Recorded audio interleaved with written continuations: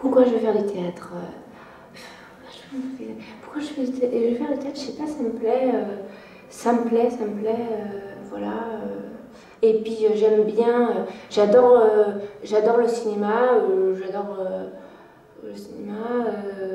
Pouvoir changer de vie en fait, de ne pas avoir une seule et même vie, de pouvoir avoir une double, triple, quadruple vie comme ça et de pouvoir avoir en fait développé plusieurs personnalités. C'est un peu fou comme ça quand on le dit, mais enfin moi c'est ce qui me plaît. C'est le fait de rentrer dans les choses, de se laisser emporter comme ça, en étant quelqu'un d'autre, sans contrôle et en même temps en contrôlant, en étant soi, quoi. Voilà. C'est pas très clair, mais voilà. J'espère que vous avez compris. Voilà. J'attendais l'envol, j'attendais le rêve, j'attendais la fuite, voilà, me réchauffer et être en osmose avec un climat, avec un monde qui me permettait le rêve, la poursuite de continuer l'enfance. Le théâtre m'éclairait. C'était pour moi la lumière, c'était l'espoir.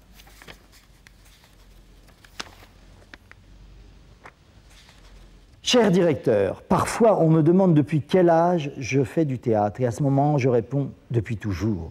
J'ai toujours joué la comédie, depuis que je sais parler, je joue la comédie. Madame, monsieur, je vous prie de bien vouloir accepter ma candidature au conservatoire municipal. Je suis particulièrement motivé de suivre les enseignements d'art dramatique donnés dans votre conservatoire. Ceci est important pour moi, tant mon développement personnel à Toulouse que pour les projets que je souhaite me fixer. Je me suis Madame, monsieur, cette envie est née et a grandi en moi avec la nécessité et l'urgence de savoir qui j'étais. Je vous remercie d'avance de prendre en considération ma demande. Voilà. Alors là, ce modèle-là, il y en a 8000. Attends, comment il s'appelle? Ah, voilà. Dans la lettre, sa lettre pourrait être complètement rédhibitoire, quoi, alors qu'au contraire, moi, je trouve qu'il fait preuve d'un toupet tel que ça attire mon attention. J'ai envie de dire, tiens, Madame, Monsieur, l'opacité de la conjoncture actuelle ne me permet pas de vous faire part d'une éventuelle motivation qui serait la mienne, surtout à 90 jours de passer l'examen.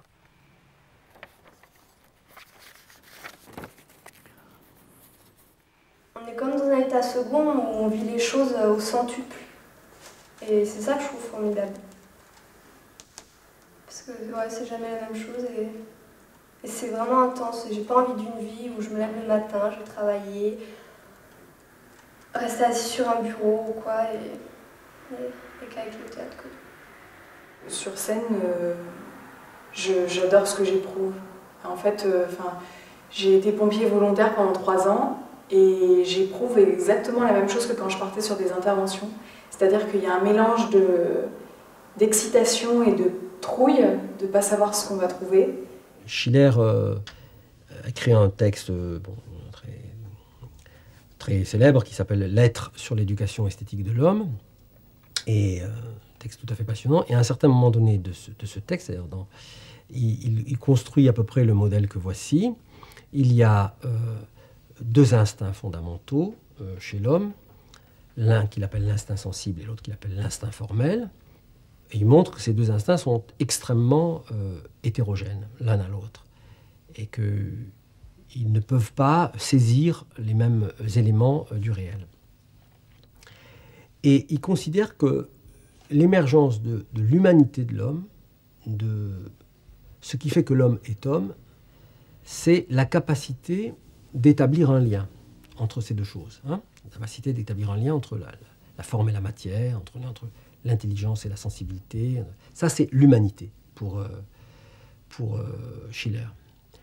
Et il dit qu'il faut une compétence, une capacité particulière pour établir ce lien.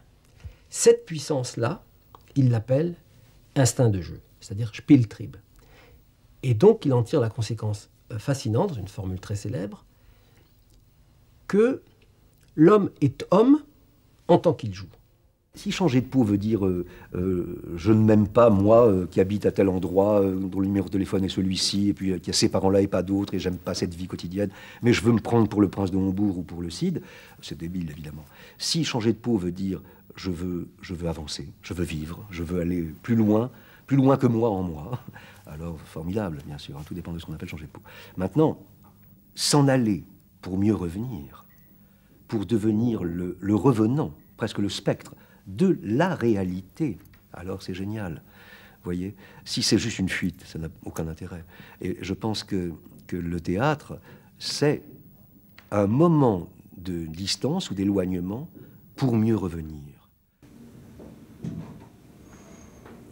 Vous respirez de plus en plus fort ensemble, de plus en plus profondément ensemble, en essayant chaque fois de gagner 1 seconde sur l'inspiration, 1 seconde sur l'expiration. Quand vous sentirez une chaleur, vous enveloppez suffisant, un commun accord, vous déciderez ensemble, très très très doucement, de rompre l'œuf dans lequel vous êtes enfermés ensemble. Le mouvement est inéluctable et va vous amener à prendre l'espace. Et dans l'espace, vous communiquerez avec le texte uniquement pour savoir où est l'autre. Et la bonne a cassé la lampe. La bonne a cassé la lampe. Lui, quelle lampe? Quelle lampe? Quelle lampe? Elle, la lampe ancienne. La lampe ancienne. Il est dans ma chambre. Dans ma chambre? Elle, ouais. Oui. Elle, cette lampe a coûté plus de 2000 balles. Cette lampe a coûté plus de 2000 balles. Oui, peut-être qu'on pourrait la faire réparer. Peut-être qu'on pourrait la faire réparer. On pourrait la faire réparer. Eh non, non, on n'ira pas la faire réparer. Non, non, on n'ira pas la faire réparer. C'est ça le problème. C'est ça le problème. C'est pour ça que cette conne l'a cassée. C'est pour ça que cette conne l'a cassée. Oui, oui. Oui, oui. Bon. Je m'en vais. Je m'en vais. Vous avez peut-être, si vous vous êtes bien laissé aller, glané un certain nombre d'informations, de sensations. C'est ça qu'il faut écouter chez l'autre. Pas le sens du texte, ça, cette espèce de chose que ça vous fait, la matière, texte qui vous est envoyé par l'autre. C'est quand même très commode, évidemment, pour glaner toutes ces impressions, d'être dans les bras de l'autre. Mais vous comprenez qu'au théâtre, on ne peut pas tout le temps foutre les gens dans les bras les uns des autres. Qu'à un moment donné, il faut bien créer de la distance. Il faut bien mettre les acteurs à 50 cm. Si c'est au cinéma, quelquefois, on vous demande de vous rapprocher un peu pour vous rentrer dans le cadre, mais au moins 50 cm, puis petit à petit 1 mètre, et puis lorsque vous êtes au théâtre de Nanterre, ben, il y a 18 mètres d'ouverture. Voilà. Donc, quelquefois, le metteur en scène peut vous mettre à 18 mètres. Pourtant, l'espèce de flux tendu qui était là entre vous et qui était juste en train de s'informer, même si c'est à 18 mètres, doit être aussi nourri. Et même, je dirais, que ce qui intéresse les spectateurs, ce que les spectateurs sont venus voir, c'est l'espèce de chose invisible qui s'est tressée, qui s'est tissée entre vous.